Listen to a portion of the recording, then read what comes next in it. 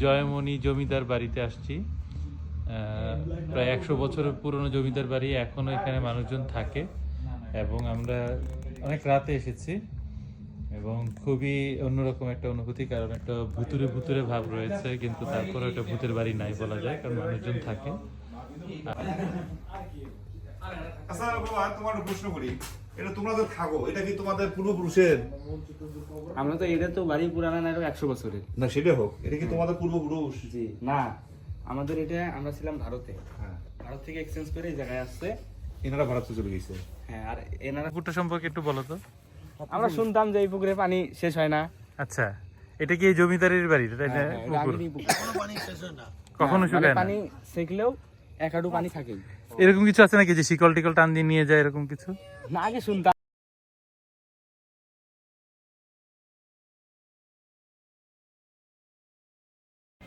জয়মণি জমিদার বাড়ি থেকে বের হয়ে আমরা চললাম ভুরুঙ্গামারির পথে। ভুরুঙ্গামারিতেই রয়েছে সোনাহাট বন্দর এবং সেখানে যেতে যেতেই আমাদের পড়লো এই 100 বছরের পুরনো ব্রিজটি, যেটি ব্রিটিশ আমলে নির্মিত, সেটি এখনও অক্ষত রয়েছে, দারুণভাবে এখনও চলছে। ওই লাইট যত দূর ভাই, ওখানে আপনার বাস ফেলা আছে, আমরা যাইতে দেব। ওখানে বাস ফেলানো আছে, ওখানে আমাদের যাইতে দেবে না। আমরা ওই বাস ফেলার কাছাকাছি। আমরা রাতের বেলাতে এসেছি ভুরুঙ্গামারি এই স্থলবন্দরে, কারণ আমাদের জানা ছিল যে রাতের বেলাতে নাকি এটা খুবই আলোকিত থাকে, তবে এতটা সুন্দরভাবে থাকে তা জানা ছিল না।